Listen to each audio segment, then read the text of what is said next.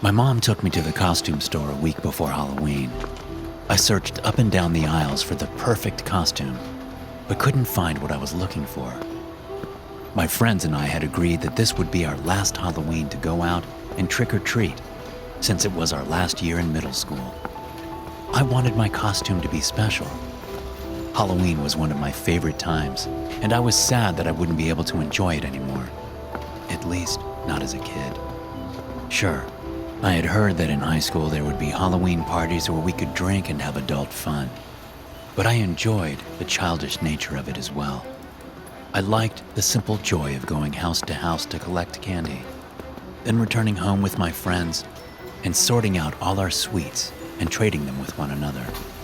So, I needed this Halloween to be perfect, and I needed a unique and terrifying costume. My mother tried to be patient with me.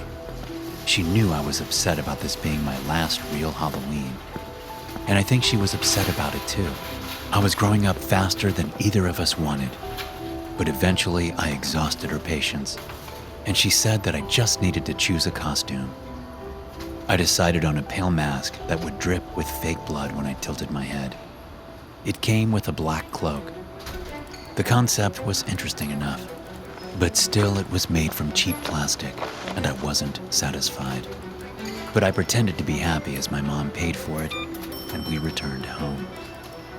To make up for a costume I wasn't thrilled about, I began planning the route my friends and I would take through our neighborhood. I circled the houses that handed out full-sized candy bars, and I crossed out the houses I knew that gave out apples or toothbrushes. I went to the laundry room to find a pillowcase for collecting candy. Halloween baskets were for chumps. I couldn't find any that were big enough, but I knew my mom had once used a king-sized pillow. She had moved to a single bed the year after my dad left. "Hey, Mom," I called. "Do we still have a king-sized pillowcase?" "Oh," she called back, a little sad. "It would be in the attic, I think." I ran upstairs and pulled down the drawstring from the ceiling that released the old fold-out ladder that led to the attic. Scrambling up, I began to search the old boxes for any sign of bed sheets. The attic had not been tidied in years, so it was difficult to know even where to begin. However, I eventually found an old cardboard box with a bedsheet spilling out the side. At the bottom of this box was the prize I had been looking for: a massive, king-sized pillowcase. There was a second one as well, and I grabbed it for my best friend Todd. As I was turning to leave, I tripped into a stack of cardboard boxes and knocked them to the floor. That's when I noticed something I hadn't before. Something that had been hidden under a collection of boxes. It was an old luggage chest without wheels. One of those you would see in movies that had leather and buckles like a briefcase. I popped the buckles open with a satisfying click and looked inside. It was filled with old, musty clothes, but as I dug underneath them, I found something that made me shiver with both fear and excitement. It was an old hockey mask, and I suddenly realized what this chest was. My mother had tried to keep this hidden from me, but nothing could be kept secret in an age when even young children had access to the endless knowledge of the internet. As it turns out, my grandfather had been a criminal, a terrifying criminal. He was a serial killer, and his iconic look was that of a hockey mask. This was the very mask he had worn when he had slaughtered his victims. I have no idea how or why my mom had kept it, but I felt myself drawn to it. The hockey mask was sturdy and authentic, not made from cheap plastic like the lame mask I got at the store. It was perfect. My final Halloween, I would have a costume that no one else could ever dream of. A terrifying mask worn by a real-life murderer. I tucked the mask under my shirt. There was no way my mom would approve if she knew, and headed down the ladder with the pillowcases in hand. The night of Halloween finally arrived, and my mom dropped me off at Todd's house, where Todd and our friend Alex were waiting for me. I entered the house with the costume my mom had bought me, but once we got to Todd's room, I pulled out the hockey mask. "Whoa," Todd said. Where did you get that? It's terrifying. I found it in the attic, in my grandpa's old luggage. You don't mean... Alex trailed off in fear. I had told him and Todd the story of my grandfather the moment I found out. Yup, I said with a devilish smile. An authentic killer's mask. That's so cool. And creepy, Alex said, a sense of awe in his tone. All right, let's head out before they run out of full-sized candy bars, Todd said. We walked out into the cool October evening, and I tied the hockey mask behind my head with the attached strings. The second it was secured to my face, I felt strange. It was as if a current of energy was rushing through my body. I can't deny that it felt good, that I felt powerful and confident. We followed my planned route and had acquired a good deal of candy when we ran into Mark Miller. He was by far the largest student in our class, and he made it his personal mission to make my life miserable. Calling him a bully was an understatement. As he passed us on the dark street, he shoved me to the ground. Watch where you're going, loser, he snickered, and then picked up my pillowcase. Hey, thanks for getting this all for me. It's going to save me a lot of time. Leave him alone, Alex shouted. Why? He needs to toughen up. You all do. Just wait till you get to high school next year, Henry. He said this directly to me. If you think I'm bad, wait till you meet the older kids. They're going to eat you alive. He tossed my pillowcase over his shoulder and left laughing into the night. Don't listen to him, Todd said. And we can share my candy, Henry. Or we can tell his mom and... It's fine, I said. Todd and Alex exchanged a confused look. I wasn't known for being a tough kid. Normally, I would be crying right then. But I felt a strange sense of calmness. As the night continued on, my thoughts became less and less about candy and trick-or-treating, and more about Mark Miller. I fingered the pocket knife I always kept in my pocket, and dark thoughts flooded my mind. And those dark thoughts made me smile. We returned to Todd's home, and I told my friends that I would be heading home early. Again, they looked concerned, but they didn't argue. I walked into the night. All the kids were gone, and all the house lights were out.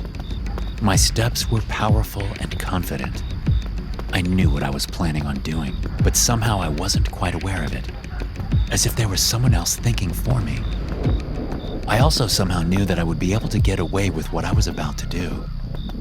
I suddenly had a vast knowledge of a very sinister and particular skill set, the knowledge of a serial killer. I approached Mark's house from the back. He lived on the edge of the forest that surrounded our town. Staying in the shadows, I began tossing small pebbles at his bedroom window. He approached it and looked around confused. I tossed more. Mark opened his back door and stepped into the yard. Who's there? He called in a harsh whisper. He walked closer to the forest edge. Is that you, Jacob? This isn't funny, dude. He took one step into the darkness.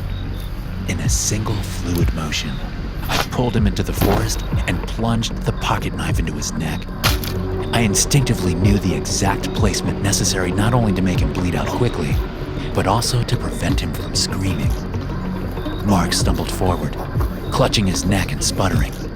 He fell to the ground and went silent.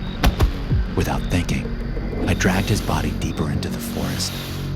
It should have been nearly impossible for my small body to have dragged someone so heavy for such a long distance, but I didn't even feel tired. I reached the river that flowed far into the wilderness and tossed Mark's body into it. He floated out of sight, and I returned home feeling giddy and satisfied. The next day I woke up and found the hockey mask sitting on my nightstand. All of my own thoughts had returned. I felt weak and terrified again, and the realization of what I had done hit me like a punch to the stomach. I felt sick, so sick that I actually puked into the bathroom sink. Sneaking downstairs with the mask under my shirt, I tossed it into the trash can on our curb. Today was pickup day, and soon the mask would be far away in a landfill somewhere. I told my mom I wasn't feeling well, which was the truth, and stayed in my bedroom all day sobbing and expecting a police officer to come to the door any minute. A small sense of relief filled me when I heard the garbage truck take the mask away. Apparently, my body was exhausted from having heightened levels of anxiety all day, because when nighttime came, I fell asleep quickly. I awoke standing in the darkness of the forest. There was something stuck to my face, the mask. But that was impossible, wasn't it? Even if I had somehow been sleepwalking, I never could have found that mask in a landfill. Panic filled me, and I began tugging at the strings holding the mask to my head. But no matter how I pulled at them, they didn't budge. The mask seemed to suppress my own conscience once again, and I became calm. There was someone screaming in the distance. I saw, on a lonely forest road, a man grabbing a woman. She was fighting against him and screaming for help. Again, like an instinct, I walked up behind the man who had the woman pinned to the ground. I had brought a much larger knife this time, apparently. I pulled the man back by his hair and slit his throat quickly. The woman continued to scream as I dragged the body away.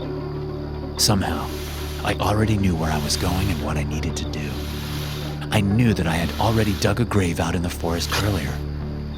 Pushing the man into the hole, I covered him completely with dirt, then methodically shifted the dirt and covered it with pine needles in such a way that no one could tell a hole had been dug. Again, I felt giddy, almost high. I felt accomplished, and I walked back to my home in peace. The next day I woke up and smashed the hockey mask with a hammer and scattered the pieces in different trash cans. This was to no avail. That night I found myself with my grandfather's mask on my face in the middle of a premeditated murder plot. I killed again that night. I tried burning the mask. I tried burying the mask. I tried tossing it into the river. But I always woke with it on my face and with my heart full of overwhelming bloodlust. 15 people I have murdered as I sit writing this, and I know that I will kill again tonight. At first, I thought that somehow the spirit of my grandfather was driving me to do this. I thought he had been so evil that his vile spirit had imprinted on the mask. But now I wonder, was he just as much a victim as myself? Did he unwittingly try on this mask? Was he then forced to live out a serial killer's fantasy every night? I know where this will end. No matter how much supernatural skill I have in killing and hiding bodies, I know that it must catch up to me at some point. Would they consider the death penalty for me, even though I'm a child? Or will they lock me away in a psych ward, where I will grow in both age and madness until I die? Either way, one thing is certain: the mask will remain, waiting for another poor soul to unleash its terrible power. Thanks for listening. If you enjoy these stories, be sure to subscribe to the podcast and check out some more of my episodes here.